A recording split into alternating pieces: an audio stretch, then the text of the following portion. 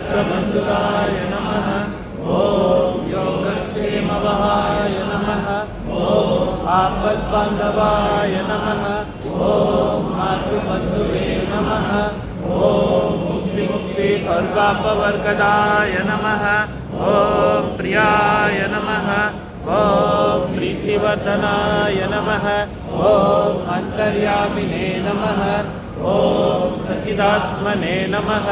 ॐ आनन्दाय नमः। ॐ आनन्ददाय नमः। ॐ परमेश्वराय नमः। ॐ परब्रह्मणे नमः। ॐ परमात्मने नमः। ॐ ज्ञानस्वरूपिणे नमः। ॐ जगत्पित्रे नमः। ॐ भक्तानां मातृदातृपितामहाय नमः। ॐ भक्तभयप्रदाय नमः। ॐ भक्तपराधीनाय नमः। ॐ भक्तानुग्रहकातराय नमः। ॐ शरणागतवत्सलाय नमः। ॐ भक्तिशक्तिप्रदाय नमः। ॐ ज्ञानवैराग्यदाय नमः। ॐ प्रेमप्रदाय नमः। ॐ संशयहृदय दौर्बल्य पापकर्म वासनक्षयकराय नमः। ॐ हृदयग्रन्थिभेदकाय नमः। ॐ कर्मध्वंसिने नमः। ॐ शुद्धसत्त्वस्थिताय नमः। ॐ गुणातीतगुणात्मने नमः। ॐ अनन्तकल्याणगुणाय नमः। ॐ अमितपराक्रमाय नमः। ॐ जयने नमः।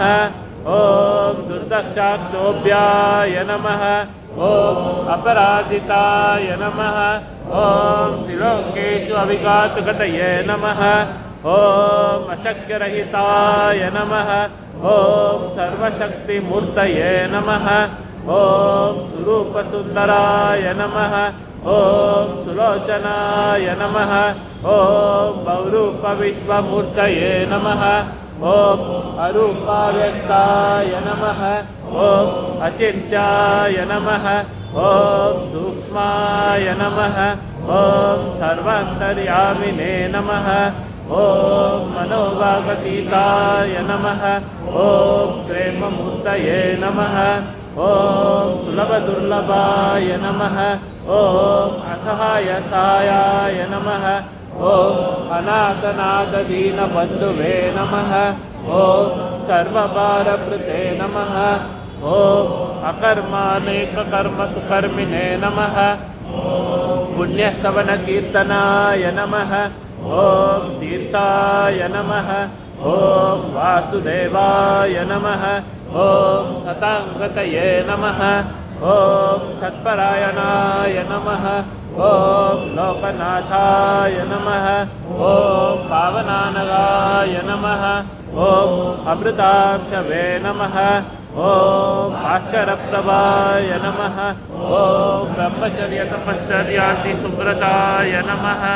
ॐ सत्यधर्मपरायणाय नमः। ॐ सिद्धेश्वराय नमः। ॐ सिद्धिसङ्कल्पाय नमः।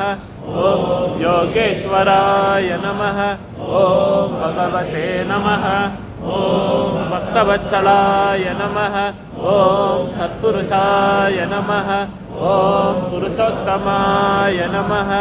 ॐ सत्यतत्त्वबोधकाय नमः। ॐ कामादि सर्व अज्ञानध्वंसिने नमः। ॐ अभेद आनंद अनुभवप्रदाय नमः। ॐ समसर्वमतसम्मताय नमः। ॐ श्री दक्षिणामूर्तये नमः। ॐ श्री वेङ्कटेशरमणाय नमः। ॐ अद्भुतानन्दचर्याय नमः। ॐ प्रपन्नातिहराय नमः। ॐ संसार सर्वदुःखक्षयकराय नमः।